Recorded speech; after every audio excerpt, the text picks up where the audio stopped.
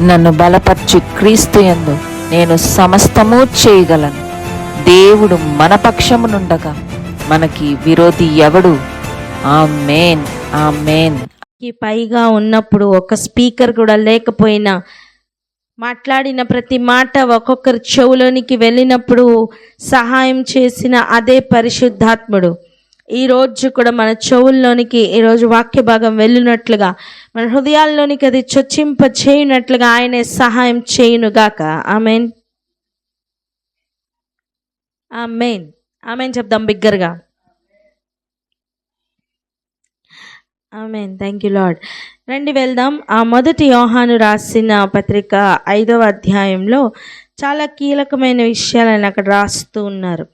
ఏంటంట, యేసే క్రీస్తై ఉన్నాడని నమ్ము ప్రతి వాడును దేవుని మూలముగా పుట్టి ఉన్నాడు.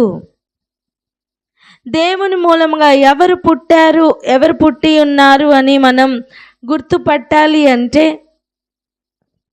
ముఖ్యమైన సూచన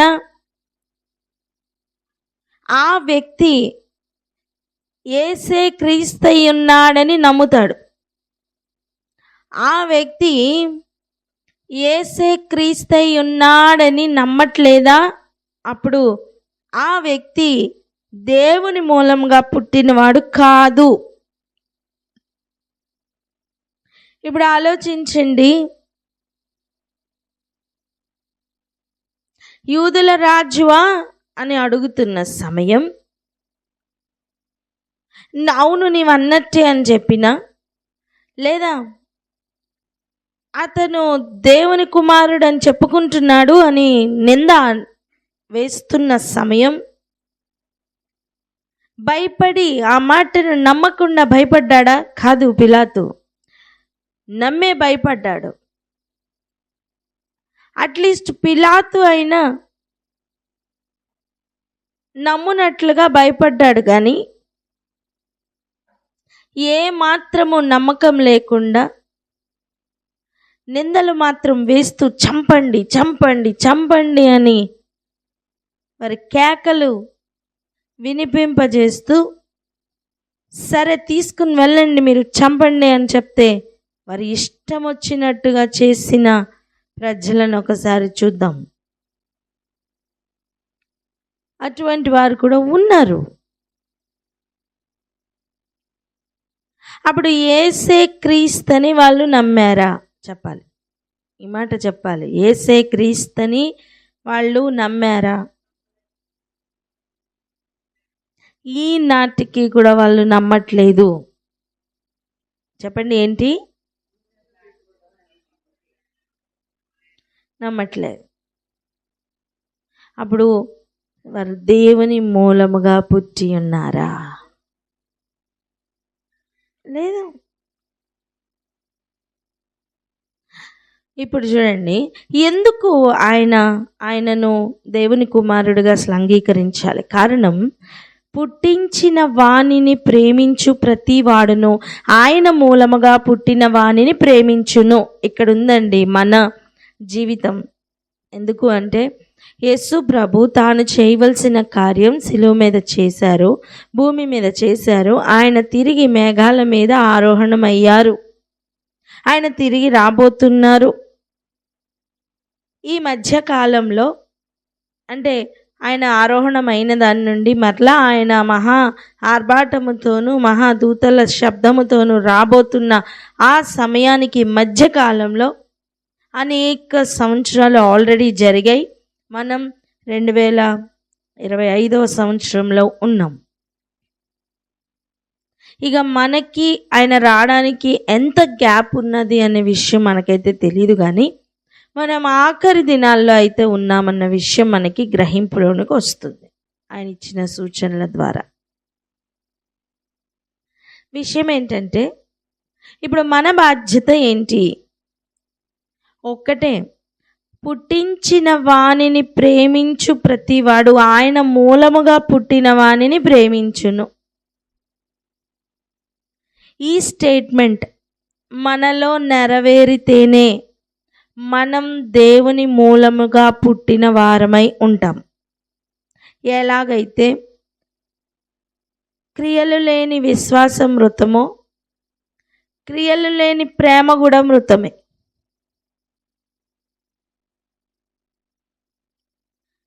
నేను ప్రేమిస్తున్నాను అని చెప్పినవాడు దేవుని మూలముగా పుట్టిన వానిని గుర్తుపడతాడు.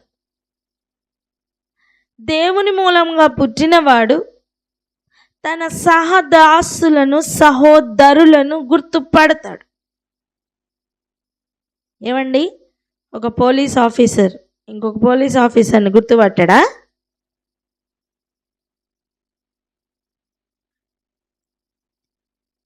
నువ్వు ఒక ఆఫీస్లో వర్క్ చేస్తున్నావు, నీ కొలీగ్స్ ఎవరో నీకు తెలీదా?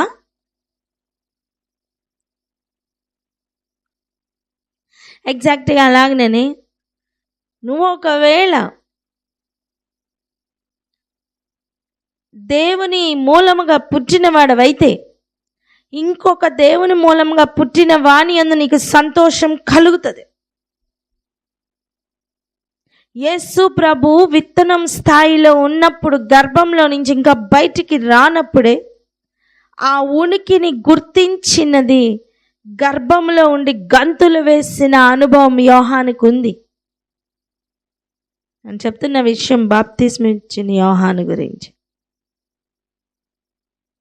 అలాగైతే భూమి మీదకి వచ్చి సంచరిస్తూ దేవుని మూలంగా పుట్టి ఆయనకి సాక్షులుగా బ్రతుకుతున్న వారిని నువ్వు గుర్తుపట్టలేవా? నువ్వు దేవుని మూలముగా పుట్టిన వాడవైతే నీ దేవుని మూలముగా పుట్టిన వాని యందు నీకు సంతోషం ఉంటుంది. నువ్వు గుర్తుపడతావు, వారితో సమాధానంగా ఉంటావు. ఒక మాట చెప్పనా, క్రీస్తును బట్టి శత్రువులే ఏకమవుతున్నారు. అక్కడ ఎక్కడ? పిలాతు, హేరోదు అని చెప్దాం.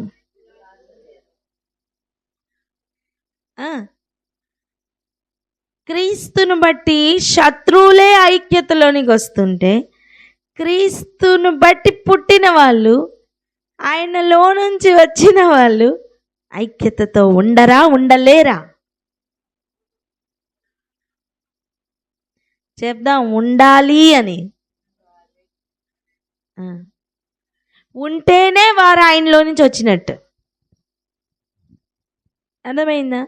అభ్యంతరాలు చెప్తూ, అనవసరమైన సోది కంప్లైంట్లు చెప్తూ, నన్నన్నారు ఇలాంటివి చాలా ఉంటాయి. సహవాసంలో భిన్నాభిప్రాయాలు వస్తాయి. కానీ దేనికి వస్తాయి? ఎవరు యోగ్యులో చూపించడానికి భిన్నాభిప్రాయాలు వస్తాయి. ఒక సహవాసంలో నీ సహోదరులతోనూ సంతోషంగా, ప్రేమగా ఉండలేకపోతున్నావంటే దేవుని మూలంగా పుట్టి ఉండలేదని అర్థం. అయితే వారైనా లేదా మనమైనా. అదే ఇక్కడ రాస్తున్నారు చూడండి, పుట్టించిన వానిని ప్రేమించు ప్రతి వాడును ఆయన మూలముగా పుట్టిన వానిని ప్రేమించును. అర్థం, ఆయన మూలముగా పుట్టని వానిని ప్రేమించునా? చెప్పాలి. లేదు అని చెప్తాం. ఖచ్చితంగా వైరం వస్తుంది అంటే ఒకరు దేవుని వలన పుట్టినవారు, మరొకరు దేవుని వలన పుట్టనివారు. యేసుకు వ్యతిరేకంగా నిలబడుతున్నది పిలాతో, హేరోదో కాదండి, ప్రధాన యాజకులు, పెద్దలు, శాస్త్రులు, పరిసయ్యులు. ఎవరు అవునన్నా కాదన్నా బైబిల్ చెప్తున్న సత్యం.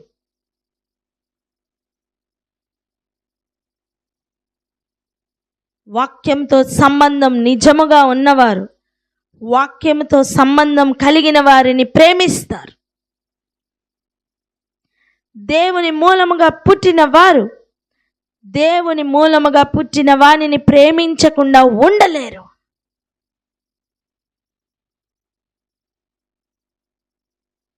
అలా కాకుండా ఎక్కడైనా డిస్టర్బెన్సెస్ వస్తున్నాయి అంటే ఫస్ట్ చెక్ చేసుకోవాల్సింది ఎక్కడ?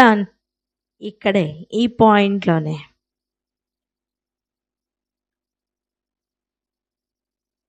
ఇది గ్రహింపులోనికి రాకుండా, ఇది యాక్సెప్టెన్స్లోనికి రాకుండా మన విశ్వాస జీవితం ముందుకి కొనసాగడం కష్టం.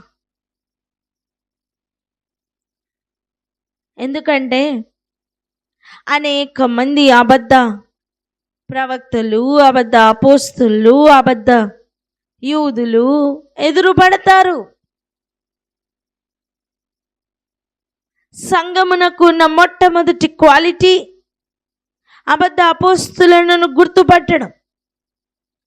యూదులు కాకయ్య యూదులమని చెప్పుకుంటున్న వారిని గుర్తుపట్టడం.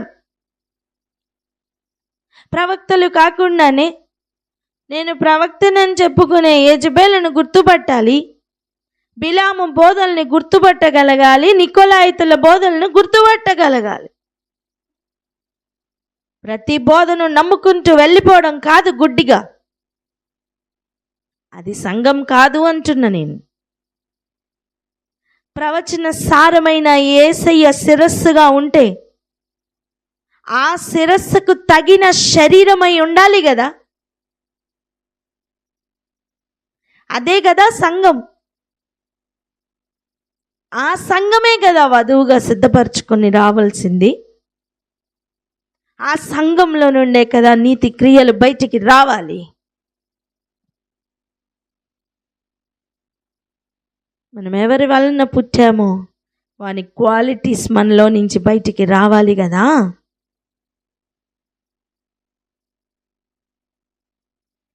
ఇక్కడనే ఆగి ప్రార్థన చేద్దాం.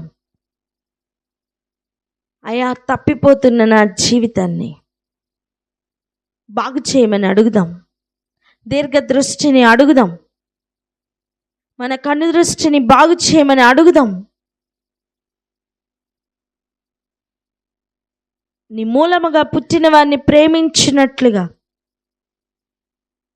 మన హృదయమును త్రిప్పమని అడుగుదాం. ప్రార్థన చేద్దాం. ఎవరైనా ప్రార్థన అందుకోండి.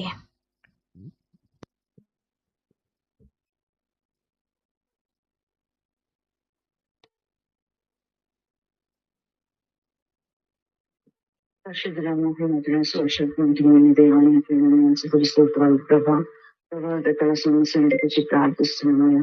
అవును తండ్రి, మూలం గొప్పచ్చిన వారిని గుర్తుకొచ్చుటకు ఆయన మా కళ్ళను తరగండి ప్రభా. ఆ గ్రహీతను దయచేయండి ప్రభా. మూలంగా వచ్చిన వారిని ప్రభా ఎన్నో ప్రేమించి వారుగా ఉండినట్లు ఆయన మాకు సహాయం దయచేయండి ప్రభా. మా యొక్క నాయన ఎస్ఐ మా చూపును, మా యొక్క గ్రహింపును, మా ఆలోచనలో మీరు నాయన ఎస్ఐ ఆ విధముగా నాయన ఎస్ఐ అటు కార్యము జరిగించమని ప్రార్థిస్తున్నాం.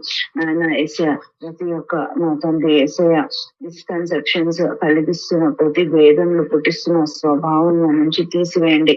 ఈ మూలంలో వచ్చిన వారిని మేము గుర్తుపట్టుటకు ఆయన రిసీవ్ చేసుకుంటకు యాక్సెప్ట్ చేయడానికి మాకు సహాయం దయచేయండి. మీరే మమ్మల్ని బలపరిచి నడిపించుకొని వేసినామని ప్రార్థిస్తుంది తండ్రి. ఆమేన్. ఆమేన్. ఇప్పుడు చూడండి 4వ వచనంలో మొదటి భాగం, ఆయన ఆజ్ఞలు భారమైనవి కావు. చెప్పండి ఆ మాట.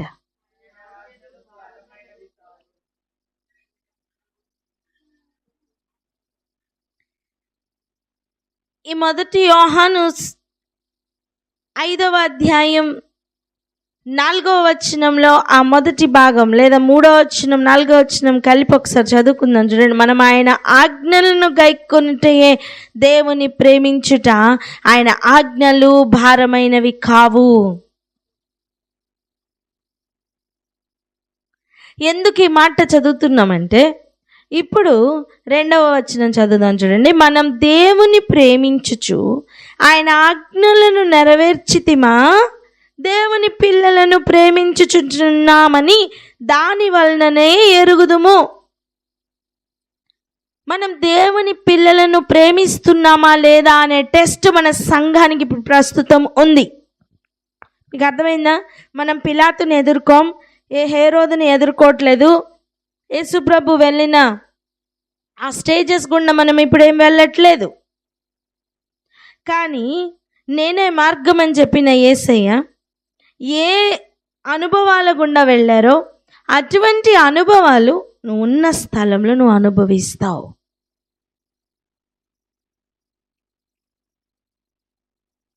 అటువంటి సమయమున కూడా అస్సలు మనం దేవుని వలన పుట్టిన వారమా కాదా అని మనల్ని మనం స్వపరీక్ష చేసుకోవాలన్నా, ఎదుటి వ్యక్తిని స్కాన్ చేయాలన్నా ఇది ఒక్కటే వచనం. ఏమిటది? మనం దేవుని ప్రేమించుచు ఆయన ఆజ్ఞలను నెరవేరుస్తున్నామా లేదా అని. ఒకవేళ ఆయన ఆజ్ఞలను ప్రేమిస్తున్నామా, అప్పుడు ఖచ్చితంగా దేవుని పిల్లల్ని కూడా ప్రేమిస్తున్నామని దాని వలననే ఎరిగి ఉంటాం. ఇదేనండి చెక్ పాయింట్. మనం యేసు ప్రభు గురించి ధ్యానిస్తున్నాం, మంచిదే. కానీ మన జీవితంలో ఏం జరగాలో తెలుసుకోకపోతే అది వ్యర్థం.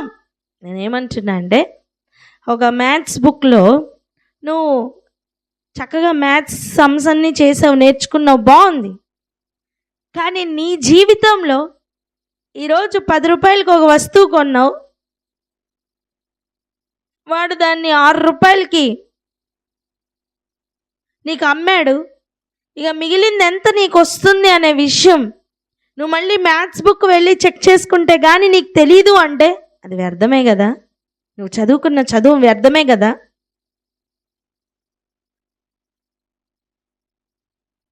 వన్ టు 10th స్టాండర్డ్ వరకు చదివినా పర్వాలేదు, ఆ చదువుకున్న లెక్కలు నీకు మిగిలిన జీవితంలో లెక్కలు వేయడానికి పనికి రావాలి కదా. ఏ సంవత్సరంకి ఆ సంవత్సరం చదివేసిన పుస్తకాలు అమ్మేస్తావా, ఇంట్లో పెట్టుకుని కూర్చుంటావా? అమ్మడమో ఎవరికో ఇచ్చేయడమో చేస్తాం కదా. 40వ సంవత్సరంలో నీ 1వ తరగతి బుక్ ఉందా? వెళ్ళి దాంట్లో చెక్ చేసుకొని, మా టీచర్ ఇలాగే చెప్పారు, నేను ఇప్పుడు ఇదే లెక్క వేస్తానని చెప్పి 6లో నుంచి 10లో నుంచి 6 తీస్తే 4 లెక్క కరెక్ట్ అని చెప్పి వచ్చి ఇది ఇక్కడ ఇప్పుడు జీవితంలో అప్లై చేసి అప్పుడు వర్కౌట్ చేస్తావా? స్పాంటేనియస్గా నీలో నుంచి ఆ లెక్కలు వస్తాయా? నిజం చెప్పండి.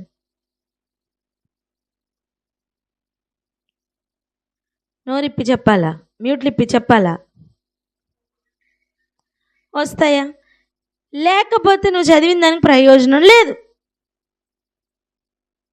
ఎగ్జాక్ట్గా అలాగనే సంవత్సరం వెంబడి సంవత్సరం జరుగుతున్నప్పుడు క్రీస్తులో ఎదుగుతున్నామా లేదా అని ఈరోజు చెక్ చేసుకుందాం.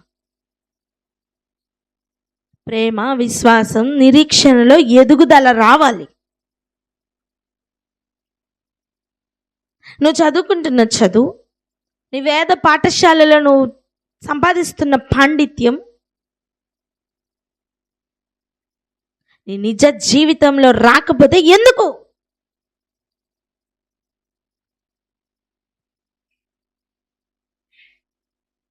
అందుకే ముఖ్యంగా చెప్తున్నది, ఆయన ఆజ్ఞలు భారమైనవి కావు, వాటి వలన మనం గుణపడతాము. చెప్పండి, వాటి వలన ఏమవుతాం? మనం గుణపడతాం. మన గుణం మారుతుందండి. వాక్యం చెప్తున్న సత్యం, గుణవతి అయిన భార్య దొరుకుట అరుదు. అర్థం, గుణవతి అయిన భార్యలకు కరువుంది. ఆ కరువులో నుండి కూడా తన కొరకు దేవుని మూలముగా పుట్టిన వారు అని ప్రత్యేకింపబడిన వారిని దేవుడు నిలబెడుతున్నారు, ప్రిజర్వ్ చేసుకుంటున్నారు.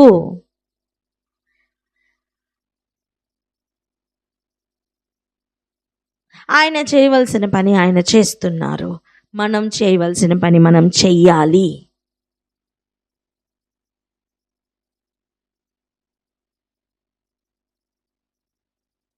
ఒక టీచర్గా ఆయన లెసన్ చెప్పారు, అయిపోయింది. దాన్ని పాటించాల్సింది ఎవరు? మనం. ఆయన తోడుంటారు. ఎవరు క్రీస్తుని నమ్మట్లేదో వారు దేవుని మూలంగా పుట్టినవారు కాదు. ఆ స్టేజ్ దాటావా, ఆయన నమ్ముతున్నావా, మంచిది. దేవుని మూలముగా పుట్టిన వానిగా నిలబడి ఉండాలంటే ఆయన మూలముగా పుట్టిన సహోదరుల్ని ప్రేమించాలి.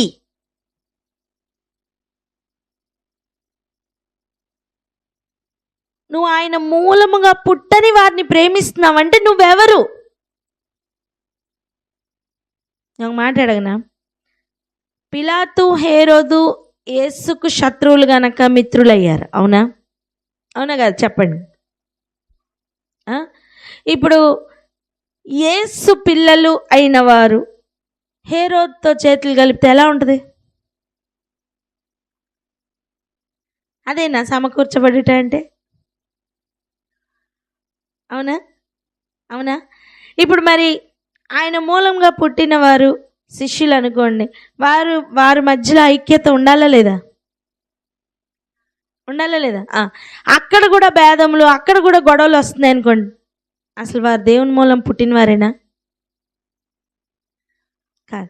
వారిని అనాలిసిస్ చేయగలుగుతున్న మనం ప్రస్తుతం మన జీవితాన్ని అనాలిసిస్ చేసుకోవాలా వద్దా? చేసుకోవాలి. ఏది ప్రాముఖ్యం? వారిని అర్థం చేసుకోవడమా, మన జీవితం కొనసాగించడమా? మన జీవితం కొనసాగించడానికి వారిని దేవుడు దృష్టాంతాలుగా మన కోసం పెట్టారు. ప్రస్తుతం మనం జీవిస్తున్న జీవితాన్ని బట్టే మనకి తీర్పు ఉండబోతుంది. మన మీద సాక్షులు ఉన్నారు. మనం చేస్తున్న ప్రతి పని మన మీద సాక్షిగా నిలబడుతుందండి. మన నోటి మాటలు మన మీద సాక్షిగా నిలబడబోతున్నాయి. ఇంకా చూడండి, యేసుని గురించి చెప్తూ ఇలా చెప్తున్నారు. 4th verse నుంచి చదువుకుందాం. దేవుని మూలముగా పుట్టిన వారందరూ లోకమును జయించుదురు.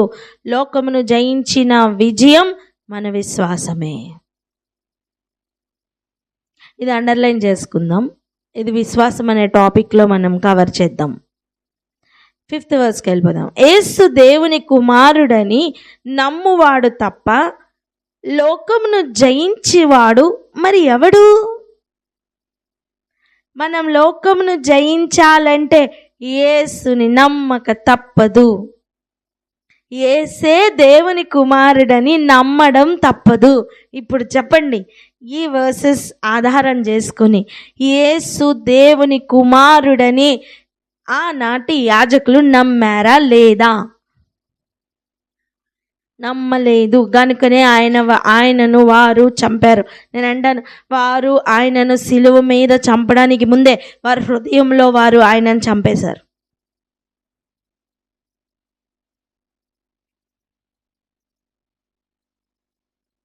నువ్వు ఒక వ్యక్తితో పాపం చేయాలనుకున్నప్పుడే నీ హృదయంలో ఆ పాపం జరిగిపోయిందని అర్థం. నువ్వు ఒక ఇల్లు కట్టాలి అనుకోవడానికి ముందే బ్లూ ప్రింట్ నీ మైండ్లో ఆల్రెడీ అయిపోతుంది.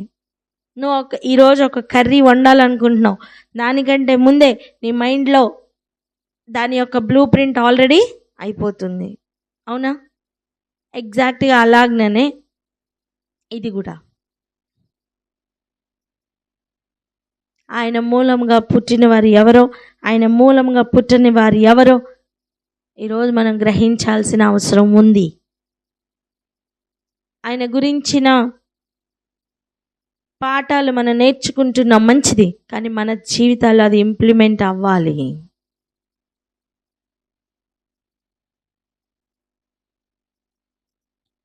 యేసే దేవుని కుమారుడని నమ్మకపోతే వాడు మొట్టమొదటిగా దేవుని మూలంగా పుట్టినవాడు కాదు.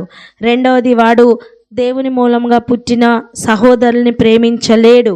3, వాడు లోకమును జయించలేడు. 4, వాడు జయించుటకు కావలసిన విశ్వాసమును కలిగి ఉండడు.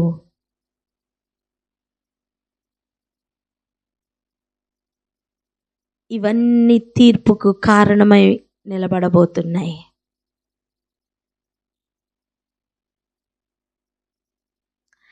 నీళ్ల ద్వారాను రక్తము ద్వారాను వచ్చిన వాడు ఈయనే.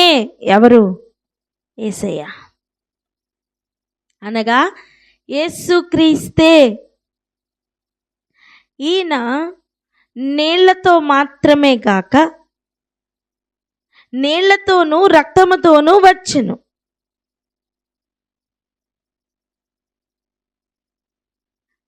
ఆత్మ సత్యము గనుక సాక్ష్యమిచ్చువాడు ఆత్మయ్యి సాక్ష్యమిచ్చువారు ముగ్గురు, అనగా ఆత్మయు నీళ్లును రక్తమును, ఈ ముగ్గురు ఏకీభవించి ఉన్నారు. మనం మనుషుల సాక్ష్యము అంగీకరించుచున్నాం కదా, దేవుని సాక్ష్యము మరి బలమైనది. దేవుని సాక్ష్యం ఆయన తన కుమారుని గూర్చి ఇచ్చినదే.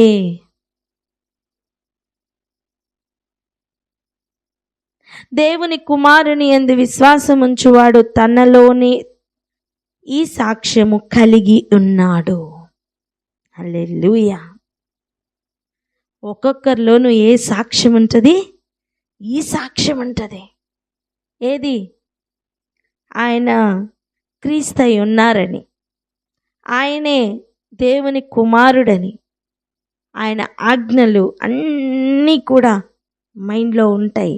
రెండోది, ఆయన గురించిన సాక్ష్యం ఇస్తున్నది ఎవరు అంటే నీళ్ళు, రక్తం, ఆత్మ.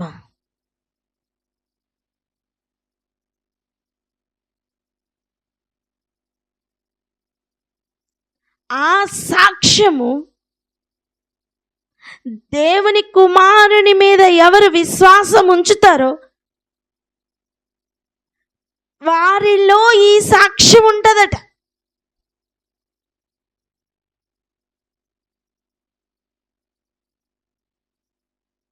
దేవుని నమ్మని వాడు ఆయన తన కుమారుని గూర్చి ఇచ్చిన సాక్ష్యమును నమ్మలేదు గనుక అతడు దేవుని అబద్ధికునిగా చేసిన వాడే.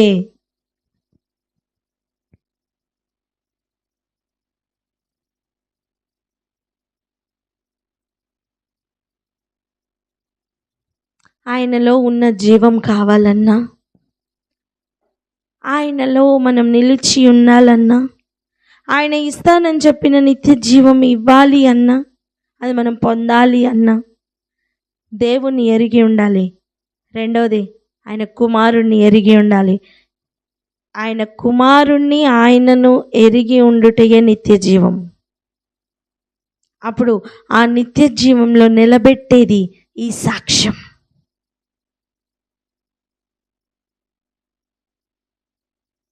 ఎవరు ఈ సాక్ష్యము కలిగి ఉంటారో వారు నెక్స్ట్ లెవెల్కి వెళ్తారు. ఆమేన్ చెప్పండి. ఇవన్నిట్లో బేసిక్ ఫస్ట్ స్టాండర్డ్ ఏంటి తెలుసా? క్రీస్తే దేవుని కుమారుడని నమ్మడం. దీని తర్వాత ఒక్కొక్క స్టాండర్డ్ అనుభవ జ్ఞానం చేత దేవుడు ఒక్కొక్క స్టాండర్డ్ని పెంచుకుంటూ తీసుకుని వెళ్తూ ఉంటారు. ఇప్పుడు ఆలోచించండి, నువ్వు దేవుని కుమారుడువా అని అడుగుతున్నా ఆ ఏరియా ఇప్పుడు ఆలోచిద్దాం. నువ్వు దేవుని కుమారుడువా అని అడగడం, అవును అని చెప్తున్నప్పుడు రగిలిపోవడం, కోపం తెచ్చుకోవడం, ఆయన్ని కొట్టడం, హింసించడం, ఆయనను చంపమని కేకలు వేయడం, ఇవన్నీ వారి లోపల ఎందుకు కలుగుతున్నాయి? ఎందుకు అంటే వారు దేవుని మూలంగా వచ్చిన వారు కాదు. ఒకవేళ వచ్చిన వారైతే వారి లోపల బబ్లింగ్ జాయ్ ఉంటుంది. ఇంకా గర్భంలో ఉన్నప్పుడే గంతులు వేసిన అనుభవం ఎలా ఉందో భూమి మీద కూడా గంతులు వేస్తున్న అనుభవం ఉంటుందండి.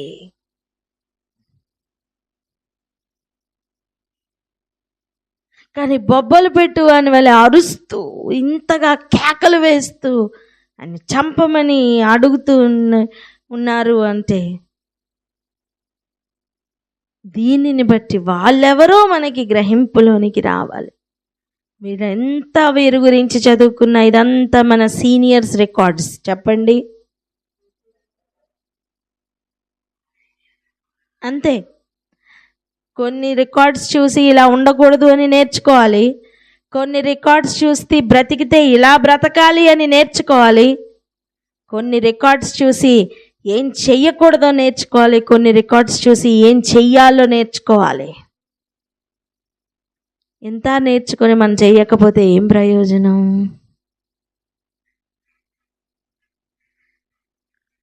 అలా వ్యర్థంగా పోకుండా మన జీవితం ప్రయోజనకరంగా మారాలని ప్రార్థన చేసుకుందాం.